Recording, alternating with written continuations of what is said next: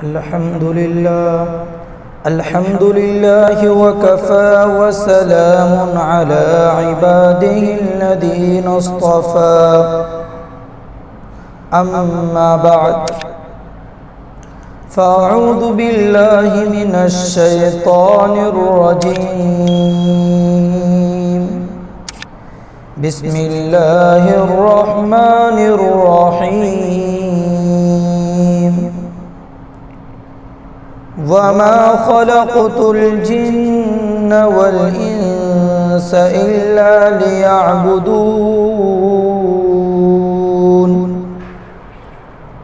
صدق الله مولانا العظيم۔ میرے محترم بزرگوں اور عزیز ساتھیوں، اللہ رب العزت کا بے انتہا احسان اور اس کا فضل ہے کہ اللہ رب العزت نے ہم تمام کو جمعے کی نماز اکٹھا پڑھنے کے لیے جامع مسجد میں اکٹھا فرمایا، ورنہ بہت سارے کلمے پڑھنے والے، بہت سارے مسلمان جن کے کانوں میں یہ آواز پہنچی ہے اللہ اکبر اللہ اکبر، لیکن اللہ رب العزت نے ان لوگوں کو اپنے اس مقدس گھر میں بلانے کی توفیق نہیں دی، انہیں آنے کی توفیق نہیں دی، انہیں آواز سننے کی توفیق نہیں دی، تو وہ اپنے کاموں میں مشغول ہیں۔ یہ اللہ کا احسان ہے کہ اس رب نے ہم تمام کو اس مقدس اور متبرک کام کے انجام کرنے کی توفیق عطا فرمائی ہے۔ عزیز دوستو، تصور کیجئے اس وقت کا جب دنیا میں انسانوں کی آبادی نہ تھی، نہ تھے آدم، نہ آدم زاد، نہ حوا تھی، نہ حوا کی اولاد، یہ دنیا کتنی ویران اور اداس رہی ہوگی، نہ چہل پہل، نہ رونق، نہ شور و غل، نہ ہنگامہ، سارا ماحول بے کیفی اور بے لطفی میں دوبارہ ڈوبا ہوا تھا، نہ محبت، نہ عداوت، نہ اتحاد و نہ اختلاف، نہ فکر معاش، نہ فکر آخرت، ہر چیز سے عاری اور ہر چیز سے خالی دنیا، نہ زندگی کی بہار، نہ زندگی کی رنگنیاں۔ جب دنیا میں آدمی ہی نہیں تھا تو یہ چیزیں کہاں سے ہوتی؟ یہ ساری بہار تو انسان ہی کے دم سے ہے۔ انسانی وجود نے دنیا کے ماحول کی کایا پلٹ دی، دنیا کی اداسی اور ویرانی کو رونق و ہنگامے میں بدل دیا۔ دنیا میں انسان کے آتے ہی زندگی کی تگو شروع ہو گئی، کائنات کی کھوج کرید اور تحقیق و تفتیش کا سلسلہ چل پڑا۔ اس ہنگامہ ہستی نے جہاں ہزاروں فتنوں کو جنم دیا، وہیں کائنات کے رازہائے سربستہ کھولے، زندگی کے عقدۂ لا ينحل کی گھٹیاں سلجھائی، جہاں اس نے اپنی گمراہی و ضلالت کے اسباب فراہم کیے ہوئے وہیں حق و صداقت کے روشن مینار بھی تعمیر کیے۔ انسان نہ سراپا خیر تھا نہ سراپا شر، اس میں شر اور خیر دونوں تھا، لہذا دونوں فطرتوں کا ظہور ہوا۔ یہ الگ بات ہے کہ ایک نے انسان کو کامیابی سے ہمکنار کیا، دوسرے نے اسے گمراہی پر ڈال دیا۔ ذرا اور پیچھے ہٹ کر سوچتے ہیں، جب یہ دنیا بھی نہ رہی ہو، دنیا کا کارخانہ نہ رہا ہو، یہ کائنات نہ رہی ہو، کائنات میں پائی جانے والی مخلوقات نہ رہی ہو، تب کیسا لگتا ہوگا اور خالق کائنات کیا سوچتا رہا ہوگا۔ ایک حدیث قدسی ہے کہ جو اگرچہ سند کے اعتبار سے ضعیف ہے مگر ہمارے اس تصور کے لیے معین و مددگار ہے۔ اللہ تعالی کا ارشاد ہے، کنتو کنزا مخفیا فأحببت أن أعرف فخلقت الخلق، میں پوشیدہ خزانہ تھا، میں نے چاہا پہچانا جاؤں، پس میں نے مخلوق کو پیدا کیا۔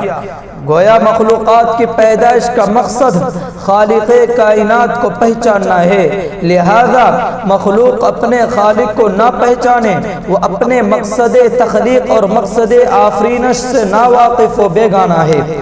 خالق کو پہچاننے کا مطلب یہ ہے کہ مخلوق خالق کے مطیع و فرما بردار ہو، اس کے حکموں پر چلنے والی ہو، اس کی عبادت میں منہمک رہنے والی ہو۔ وَمَا خَلَقْتُ الْجِنَّ وَالْإِنسَ إِلَّا لِيَعْبُدُونَ، ہم نے جنات اور انسان کو محض اپنی عبادت کے لیے پیدا کیا ہے۔ انسانوں سے پہلے اس دنیا میں جنات آباد تھے، مگر ان کے ذریعے دنیا میں وہ رنگا رنگی نہ پیدا ہو سکی جو حضرات انسان کا مقدر تھی۔ اللہ تعالیٰ نے جب ابو البشر حضرت آدم علیہ نبینا علیہ السلام کو پیدا کرنا چاہا تو فرشتوں کو اطلاع دی کہ میں زمین میں اپنا ایک خلیفہ اور نائب پیدا کرنے والا ہوں۔ فرشتوں نے سنا تو کہنے لگے، اے بار الہی، اگر ایک نئی مخلوق کو پیدا کرنے کا مقصد آپ کی تسبیح و تحلیل ہے تو اس کے لیے ہم تو ہمہ وقت حاضر ہی رہتے ہیں۔ کہیں ایسا نہ ہو کہ یہ مخلوق زمین میں فساد پھیلائے، خون خرابہ کرے۔ اللہ تعالیٰ نے فرمایا کہ وہ مخلوق مفسد ہوگی یا مصلح، اچھی ہوگی یا بری، خون خرابہ کرے گی یا امن و آشتی کی پیامبر، میں ان سب کے بارے میں حقیقت کا علم رکھتا ہوں۔ تمہیں کیا معلوم؟ جیسے قرآن میں اس کے بارے میں اس طرح سے نقشہ کھینچا ہے، وَإِذْ قَالَ رَبُّكَ لِلْمَلَائِكَةِ إِنِّي جَاعِلٌ فِي الْأَرْضِ خَلِيفَةً قالوا أتجعل فيها من يفسد فيها ويسفك الدماء ونحن نسبح بحمدك ونقدس لك قال إني أعلم ما لا تعلمون۔ اور اس وقت یاد کرو جب تمہارے رب نے فرشتوں سے کہا میں زمین میں اپنا ایک خلیفہ بنانے والا ہوں، تو فرشتوں نے کہا کیا ایسی ہستی کو خلیفہ بنایا جا رہا ہے جو زمین میں فساد پھیلائے، خون بہائے، حالانکہ ہم تو تیری تسبیح و تقدیس میں لگے ہی رہتے ہیں۔ اللہ رب العزت نے فرمایا جو میں جانتا ہوں تم نہیں جانتے۔ آدم کا خمیر مٹی سے گوندھا گیا، جب وہ مٹی پختہ ٹھیکری کے طرح کھنکانے لگی تو اللہ تعالیٰ نے اس جسد خاکی میں روح پھونکی، دفعتاً وہ جسد خاکی گوشت و پوست کا ایک انسان بن گیا، ساتھ ہی تمام انسانی اوصاف و خصائل کا حامل بھی۔ فرشتوں کو حکم ہوا کہ وہ آدم کو سجدہ کریں تاکہ فرشتوں پر آدم کی برتری ثابت ہو جائے۔ فرشتے حکم الہی کے پابند تھے، فوراً آدم کے سامنے سجدہ ریز ہو گئے، مگر ابلیس یعنی لعین نے سجدہ سے انکار کر دیا اور مردود بارگاہ ہوا۔ قرآن میں شیطان کے بارے میں اس طور پر نقشہ کھینچا ہے، وَإِذْ قُلْنَا لِلْمَلَائِكَةِ اسْجُدُوا لِآدَمَ فَسَجَدُوا إِلَّا إِبْلِيسَ أَبَى وَاسْتَكْبَرَ وَكَانَ مِنَ الْكَافِرِينَ۔ اور اس وقت کو یاد کرو جب ہم نے فرشتوں کو کہا کہ آدم کو سجدہ کرو، پس سب کے سب فرشتوں نے سجدہ کیا، مگر ابلیس نے سجدے سے انکار کر دیا اور تکبر کیا، اور وہ علم الہی میں پہلے ہی سے کافروں میں شمار تھا۔ اللہ تعالیٰ کے علم میں پہلے سے ہی کافر تھا۔ اللہ تعالیٰ نے ابلیس سے پوچھا کہ تم سے آدم کو سجدہ کیوں نہیں کیا؟ ابلیس نے جواب دیا کہ میں آدم سے بہتر ہوں، آدم سے اونچی مخلوق ہوں، پھر اپنے سے نیچی مخلوق آدم کو کیوں کر سجدہ کروں؟ اللہ تعالیٰ نے فرمایا تم میرے حکم سے بھی اونچے تھے، کیا میرے حکم کے بعد تم نے نافرمانی نہیں کی؟ نکل جاؤ یہاں سے، تم ہمیشہ ہمیشہ کے لیے راندہ درگاہ ہو گئے۔ سورہ اعراف میں اس کے بارے میں یوں کھینچا ہے، ما منعك الا تسجد اذ امرتك قال انا خير من خلقتني من نار وخلقته من طين۔ قال فاهبط منها فما يكون لك أن تتكبر فيها فاخرج إنك من الصاغرين۔ کس بات نے تجھے سجدہ کرنے سے روکا جبکہ میں حکم دے چکا تھا؟ ابلیس نے کہا میں آدم سے بہتر ہوں، تو نے مجھے آگ سے پیدا کیا اور اس کو مٹی سے۔ اللہ تعالیٰ نے فرمایا تیری یہ ہستی نہیں ہے کہ یہاں رہ کر سرکشی کرے، یہاں سے نکل، دور ہو جا، بے شک تو ذلیل لوگوں میں سے ہے۔ شیطان نے کہا اسی آدم کی وجہ سے مجھے تیرے دربار سے نکالا گیا، لہذا تو مجھے مہلت دے، میں آدم اور آدم کی اولاد کو بہکاؤں، انہیں گمراہ کروں، ان کے سامنے دنیا کو مزین کر کے پیش کروں، طرح طرح سے دل میں وسوسے ڈالوں۔ اللہ نے فرمایا جا، چلا جا، میں نے تجھے مہلت دے دی اور قیامت تک کی مہلت دے دی، لیکن یاد رکھ جب تیرے بہکاوے میں آئیں گے، جو بھی تیرے بہکا میں آئیں گے، جو تیری راہ اختیار کرے، ان کو اور تجھ کو سب کو جہنم میں ڈال دوں گا۔ اور یہ بھی یاد رکھ کہ میرے مخلص بندے تیرے فندے میں نہ آئیں گے، تیرا کوئی داؤ اور فریب ان پر نہ چلے گا۔ دوسری جگہ اللہ رب العزت ارشاد فرماتا ہے قال هذا صراط علي مستقيم إن عبادي ليس لك عليهم سلطان إلا من اتبعك من الغاوين وإن جهنم لموعدهم أجمعين۔ اللہ تعالیٰ نے فرمایا یہی سیدھی راہ ہے جو مجھ تک پہنچانے والی ہے، جو میری مخلص بندے ہیں ان پر تیرا کچھ زور نہ چلے گا، صرف انہی پر چلے گا جو بندگی کی راہ سے بھٹک گئے، ان سب کے لیے جہنم کا عذاب کا وعدہ ہے۔ بزرگوں اور عزیز ساتھیوں، اس وقت سے لے کر آج تک شیطان انسان کے پیچھے پڑا ہوا ہے، وہ انسانوں کو طرح طرح کے حیلوں، قسم قسم کی تدبیروں سے گمراہ کرتا رہتا ہے، مگر اللہ تعالیٰ کے مخلص اور نیک بندے شیطان کے فریب میں نہیں آتے، وہ انبیاء کرام کے ذریعے بھیجی ہوئی ہدایت پر چلتے ہیں، لیکن جو لوگ شیطان کے مکر و فریب میں آ گئے ان کا ٹھکانہ وہی ہے جہاں شیطان کا ٹھکانہ ہے، یعنی جہنم اور اس کے دیکھتے ہوئے انگارے، جہنم اور جہنم کے سانپ، بچھو اور طرح طرح کے عذاب ان لوگوں کے لیے ہے جو شیطان کے ساتھ دے رہا ہے۔ عزیز دوستو، لیکن قصہ آدم کا یہ باب یہی بند نہیں ہوتا، فرشتوں کے سامنے آدم کی برتری دکھانے کا انتظام ہو رہا ہے تاکہ فرشتے انسان کو سراپا شر نہ سمجھے، وہ انسان کو فتنہ و فساد اور خون خرابے کا ہی اعلیٰ تصور نہ کرے، بلکہ اس کی مخفی صلاحیت، اس کی قوت ادراک اور اس کے علمی تفوق کا بھی جائزہ لے سکے، اور انسان ہی علم کے آگے اپنی عاجزی درماندگی کا اعتراف کرے۔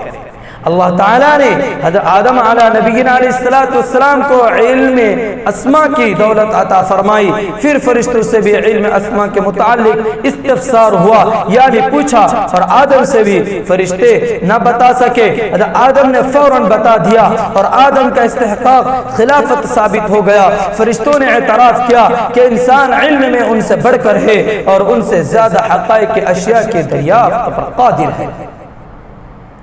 قرآن میں اس کے بارے میں یوں کھینچا ہے وَعَلَّمَ آدَمَ الْأَسْمَاءَ كُلَّهَا ثُمَّ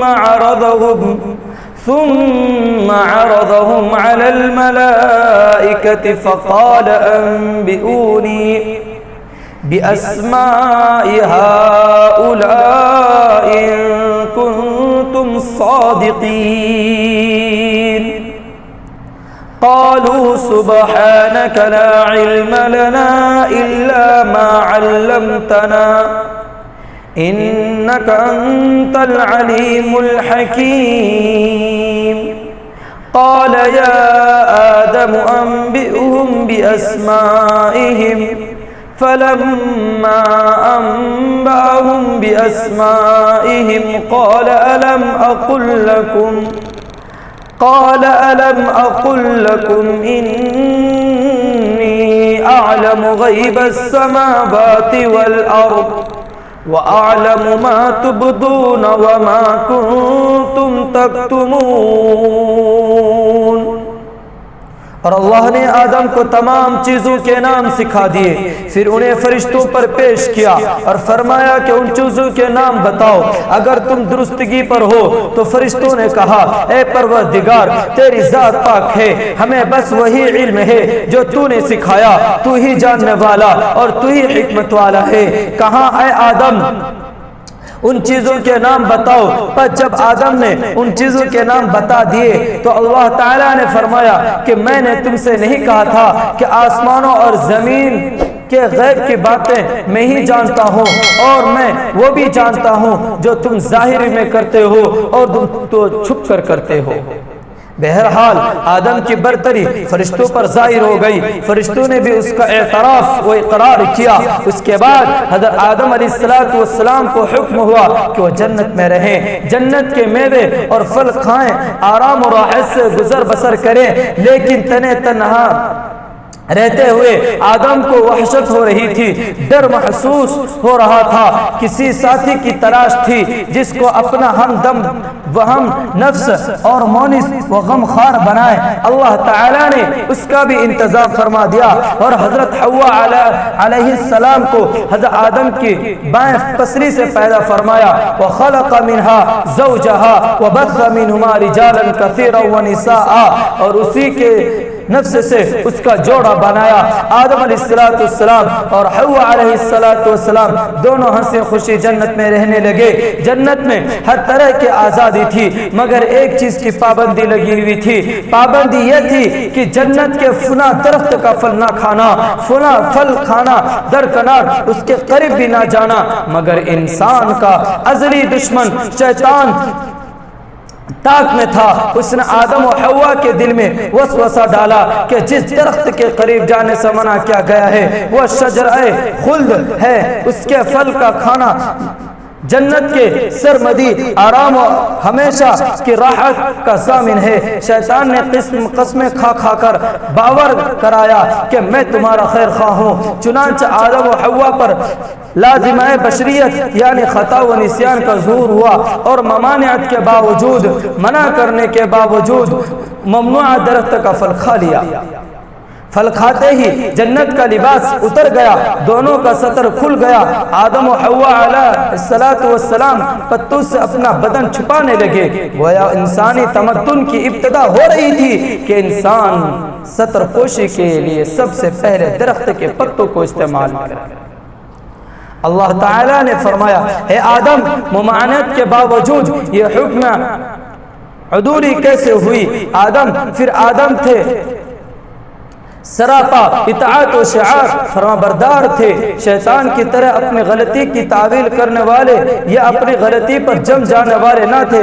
انہوں نے صاف صاف اپنی خطا کا اقرار کیا، کہا بار الہی یہ حکم عدولی دوسری کشی کا نتیجہ ہے، یہ ذہول و نسیان کا نتیجہ ہے۔ پھر بھی اے اللہ میں اپنی خطا پر نادم ہوں، عفو و مغفرت کا طلبگار ہوں۔ وَلَقَدْ عَهِدْنَا إِلَىٰ آدَمَ مِنْ قَبْلُ فَنَسِيَ وَلَمْ نَجِدْ لَهُ عَزْمًا، ہم نے آدم سے پہلے ہی عہد لیا تھا مگر وہ بھول گیا اور ہم نے اس میں نافرمانی کا قصد نہ کیا۔ اللہ تعالیٰ نے حضرت آدم و حوا کی غلطی معاف فرما دی، لیکن حکم ہوا کہ زمین میں اترو تاکہ نسل انسانی آباد ہو، دنیا کی ویران دور ہو، انواع و اقسام کی تحقیقات و انکشافات سے دنیا کی رونق دوبالا ہو، یہ خاموش اور بے کیفی ماحول سرو اور رنگ نور میں تبدیل ہو۔ اس سے قرآن میں ارشاد ہوا وَقُلْنَا اهْبِطُوا بَعْضُكُمْ لِبَعْضٍ عَدُوٌّ وَلَكُمْ فِي الْأَرْضِ مُسْتَقَرٌّ وَمَتَاعٌ إِلَىٰ حِينٍ، اور ہم نے کہا کہ یہاں سے اترو، تم میں کا بعض کا دشمن ہوگا اور تمہارے لیے زمین میں ٹھکانا ہے اور فائدہ اٹھانا ہے ایک وقت مقررہ تک۔ میں چند اشعار کے ساتھ اپنی بات کو ختم کرتا ہوں۔ کھول آنکھ زمیں دیکھ، فلک دیکھ، فضا دیکھ، کھول آنکھ زمیں دیکھ، فلک دیکھ، فضا دیکھ، مشرق سے ابھرتے ہوئے سورج کو ذرا دیکھ، اس جلوے بے پردہ کو پردوں میں چھپا دیکھ، اس جلوے بے پردہ کو پردوں میں چھپا دیکھ، ایام جدائی کے ستم دیکھ، جفا دیکھ۔ ہے تیرے تصرف میں یہ بادل یہ گھٹائیں، ہے تیرے تصرف میں یہ بادل یہ گھٹائیں، یہ گنبد افلاک کے خاموش فضائیں، یہ کوہ یہ صحرا یہ سمندر یہ ہوائیں، یہ کوہ یہ صحرا یہ سمندر یہ ہوائیں، تھی پیش نظر کل تو فرشتوں کی ادائیں۔ میں انہی چند باتوں پر اپنی بات کو ختم کرتا ہوں۔ وآخر دعوانا ان الحمدللہ۔